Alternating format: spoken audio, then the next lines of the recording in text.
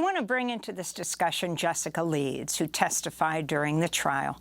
She told jurors about how Trump groped her during a flight on a plane in the 1970s.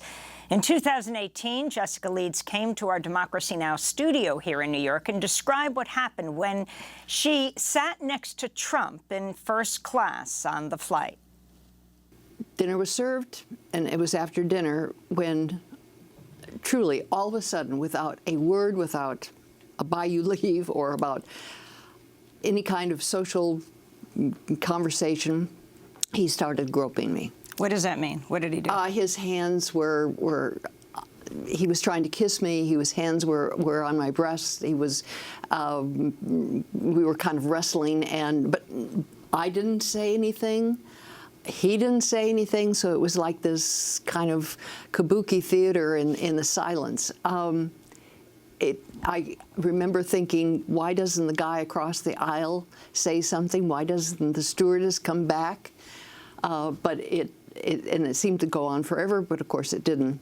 He put his hand up your skirt? Yes, he started putting his hand up my skirt. And that's when I, with effort, managed to wiggle my way out, grabbed my purse, and I went to the back of the airplane. And I sat there until the plane landed and was completely clear because I didn't want to run into him. That was Jessica Leeds speaking on Democracy Now! In 2018. Again, she testified in E. Jean Carroll, the defamation and battery trial. She is joining us now from Asheville, North Carolina.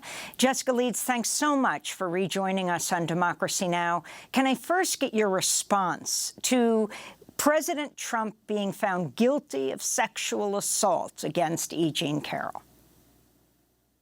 I'm really pleased. I'm pleased for E. Jean. I'm pleased for what it says. I am sorry that the jury couldn't come up with a rape charge, but that's kind of understandable.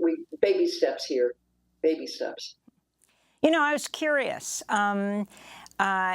She was able to file this suit because of this law that had opened up in New York that still has 6 months where people can sue someone who assaulted them years ago.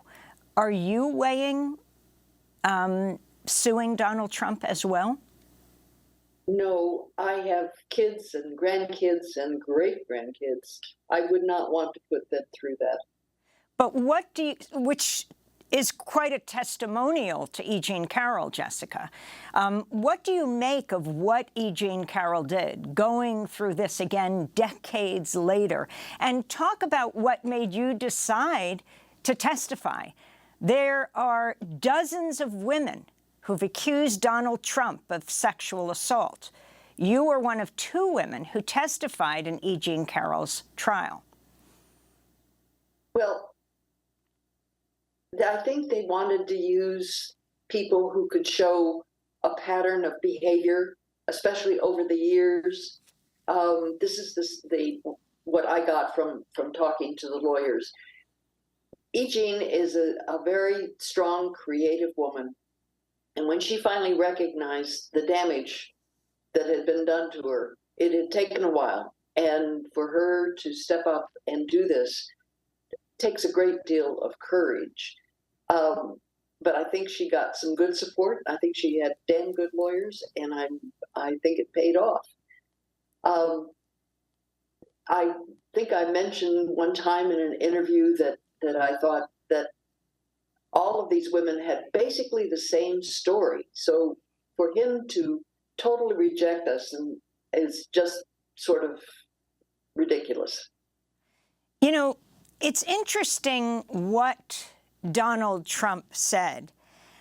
He continually said now on social media and this video that he released, he said he does not know this woman. Now, interestingly, when E. Jean Carroll's lawyer in the deposition showed him a picture, he kept saying, she's not my type, she's not my type, showed him a picture and said, can you identify who this is? He identified the woman the lawyer was pointing to in a photograph standing next to him as his second wife, Marla Maples, but in fact, it was E. Jean Carroll. But when he says, I did not know her, I don't know her, in fact, so many of these women, including you, Jessica Leeds, he did not know when he attacked you. Is that correct? That's correct. And not only that, at this point in his life, he has selective memory. And most of these situations, most of this activity is just like second nature to him. It doesn't mean anything. It doesn't register at all, which is horrifying because the psychological damage it does on people who are sexually abused is tremendous. But for him, he likes women. He thinks he likes women. He likes dominating women. And he likes, but the real gist of it right now is he can't see past the aging process. So he looks at E. Jean and she's a late 70s lady and he can't see what she looked like or see the beauty in her face right now. It's stupid, but that's part of our society's problems too. And also this continually saying she's not my type. He's not my type to sexually abuse. I mean, as we all know, rape and sexual abuse has everything to do with power and not to do with attraction. Jessica Leeds, when we interviewed you, I always remembered you talking about the effect afterwards. I mean, you weren't even sitting in first class. The flight attendants came to you sitting right in the back and said, you can sit up here. And that's how you ended up sitting next to this man, Donald Trump. Yes, that's correct. You said you never wore a skirt again on a flight? That's right. That's right. Well, and I'd have to say, what was it, a week ago, there was a report of a man putting his hand up the stewardess's skirt.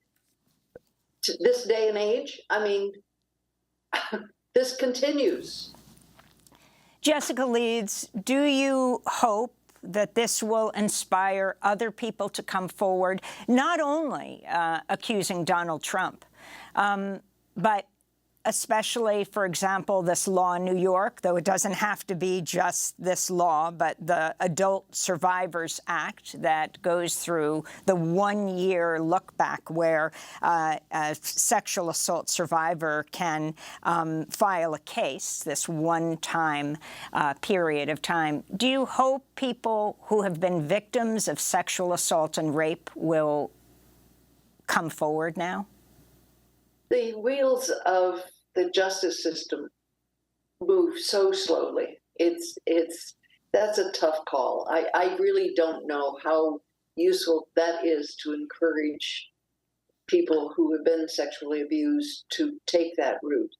I would just wish that in our society we could address this issue, talk about it, do some research, and help the survivors. You might even look upon this as a form of, we send men off to war and come back and they've got PTSD.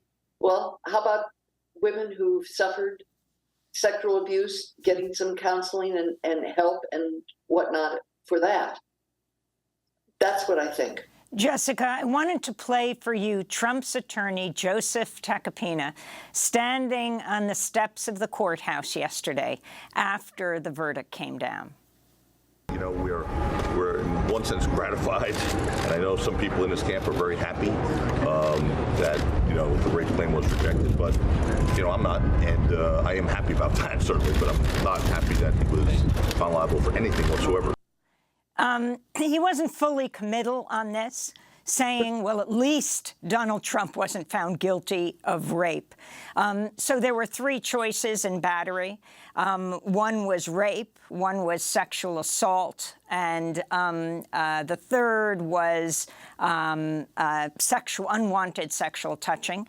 Your response to that point, though interestingly, Donald Trump hasn't made it very much. Clearly, He understands the significance of this decision by a civil court coming down unanimous, 6 men, 3 women, finding him guilty of sexual assault as he runs for president again.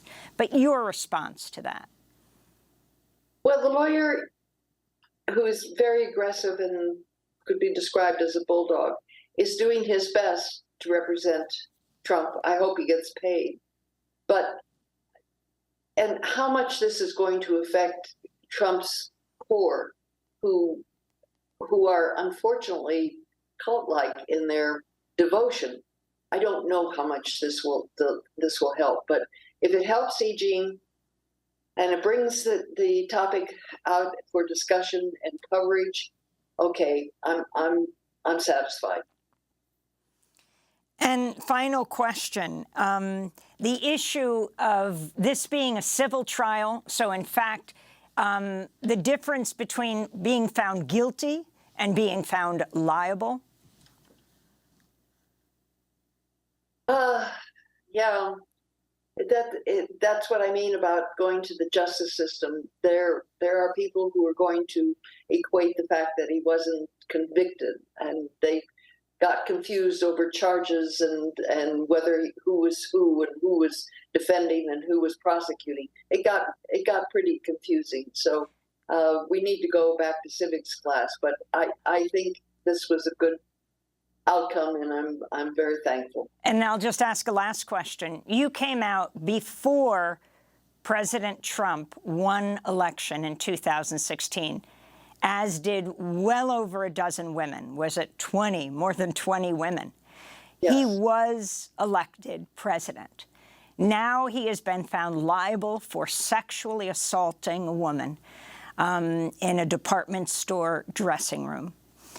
He's running for president again. Your thoughts? Again, he has a core of people who will vote for him.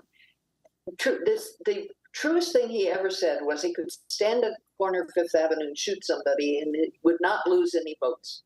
That is so true. I just hope that the rest of the world can see through and know that we need somebody much, much better than this to manage the country. Jessica Leeds, I want to thank you for being with us. She is one of 2 witnesses who testified in E. Jean Carroll's case about their own experience of Donald Trump sexually assaulting them.